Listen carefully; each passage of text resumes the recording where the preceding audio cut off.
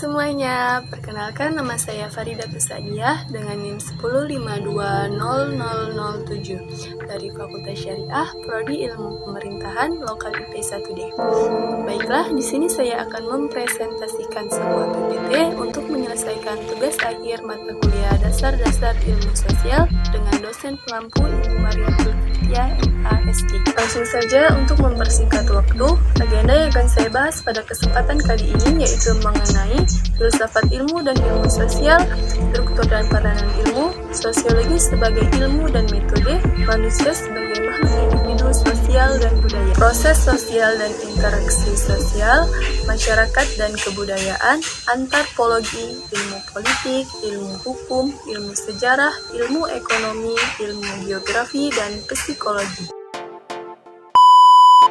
Filsafat ilmu dan ilmu sosial. Filsafat adalah induknya ilmu. Adapun pengertian dari filsafat ilmu itu sendiri adalah suatu bidang studi filsafat yang objek dan materinya berupa ilmu pengetahuan dalam berbagai jenis dan perwujudannya. Sedangkan ilmu sosial merupakan kajian dari filsafat yang mempelajari persoalan-persoalan perilaku sosial kemasyarakatan secara kriteria radikal dan lebih komparatif. Adapun hubungan filsafat ilmu dengan ilmu sosial sangat erat kaitannya, karena ilmu sosial menelaah atau mempelajari masalah-masalah sosial yang timbul dan berkembang dalam masyarakat. Yang kedua, struktur dan peranan ilmu. Pengetahuan dapat dikatakan ilmu jika memiliki pola atau struktur yang jelas dan membangun keterkaitan antara suatu pengetahuan dengan pengetahuan lainnya. Menurut Ford, dalam buku pengantar ilmu sosial, karangan Dadang Supardan menjelaskan bahwa struktur mengacu pada bagian-bagian dari suatu objek dan tata cara yang saling berhubungan. Adapun peran ilmu dalam kehidupan manusia, terutama ilmu sosial, ilmu ini sangatlah dibutuhkan karena untuk memecahkan masalah yang ada di masyarakat guna mendeskripsikan, memprediksi, serta menjawab isu-isu sosial. Pembahasan yang ketiga, yaitu sosiologi sebagai ilmu dan metode. Sosiologi berasal dari bahasa Latin socius yang artinya lawan atau teman, dan dalam bahasa Yunani, sosiologi berarti berbicara. Auguste Comte disebut juga dengan bapak sosiologi. Sosiologi berdiri sejak abad ke-19 dan tercatat lahir pada tahun 1842. Sosiologi dapat disebut sebagai metode karena sosiologi dapat memberikan kita cara kerja yang sistematis dalam meletakkan suatu penelitian sosial maupun memecahkan masalah sosial. Pembahasan yang keempat yaitu manusia sebagai makhluk individu, sosial, dan budaya. Manusia adalah objek utama dalam kajian ilmu sosial.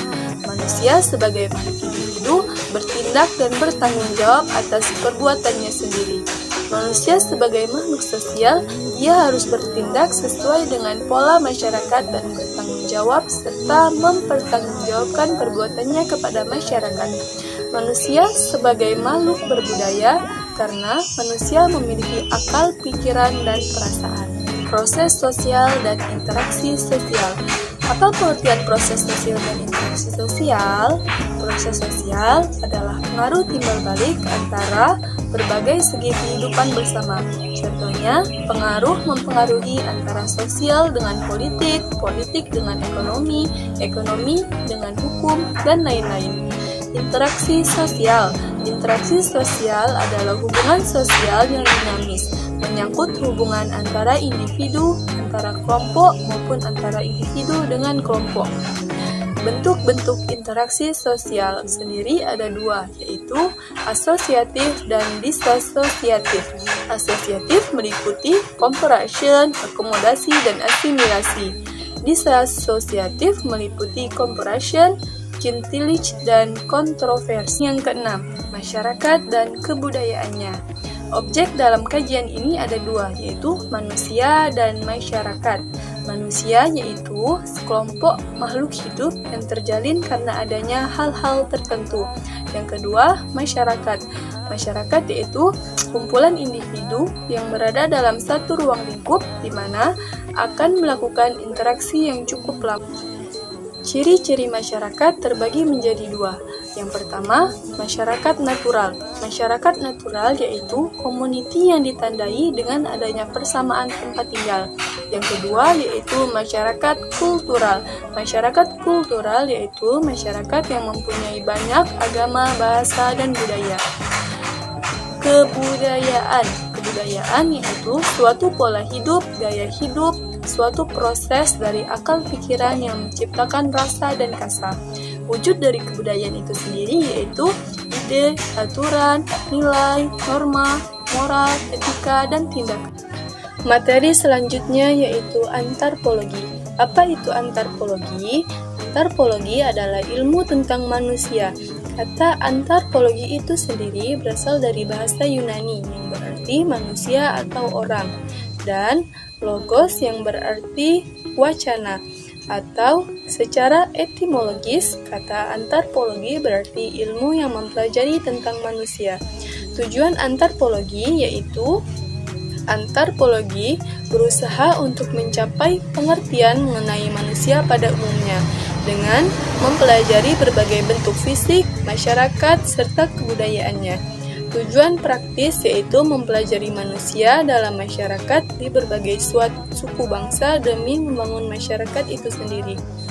Perbedaan antropologi dengan ilmu pemerintahan. Antropologi yang termasuk jajaran ilmu sosiologi ini sangat membantu terhadap perkembangan ilmu pemerintahan, terutama dalam memberikan analisis terhadap kehidupan sosial secara umum ataupun menyeluruh. Ilmu politik. Ilmu politik adalah cabang ilmu sosial yang membahas teori dan praktik politik secara deskripsi dan analisis sistem politik dan perilaku politik. Ilmu ini berorientasi akademis, teori, dan riset. Tujuan mempelajari ilmu politik adalah memberikan pemahaman secara integral terhadap politik dan nilai-nilai yang terkandung di dalamnya.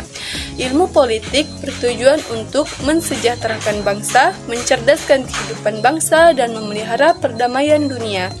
Perbedaan antara ilmu politik dan ilmu pemerintahan, yaitu jika ilmu pemerintahan lebih mempelajari komponen politik dari suatu sistem politik, sedangkan ilmu politik mempelajari suatu sistem politik, sehingga politik bisa dikatakan lebih luas pembahasannya.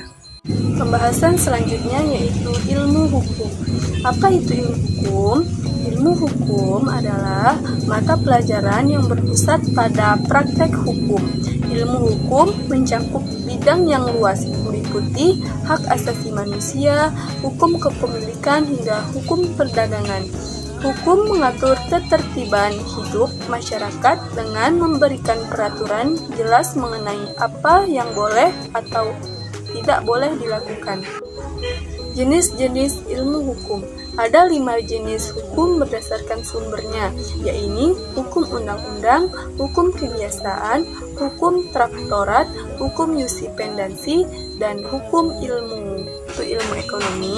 Ilmu ekonomi menurut Wikipedia Ensiklopedia Indonesia adalah ilmu yang mempelajari berbagai aktivitas perilaku manusia, yaitu berupa kegiatan produksi, distribusi, serta konsumsi terhadap barang dan jasa. Istilah ekonomi berasal dari kata aikos yang berarti rumah tangga atau keluarga. Tujuan mempelajari ilmu ekonomi. Tujuan mempelajari ilmu ekonomi untuk mencari tahu terkait pengertian dari hubungan segala peristiwa yang terjadi dalam proses perekonomian.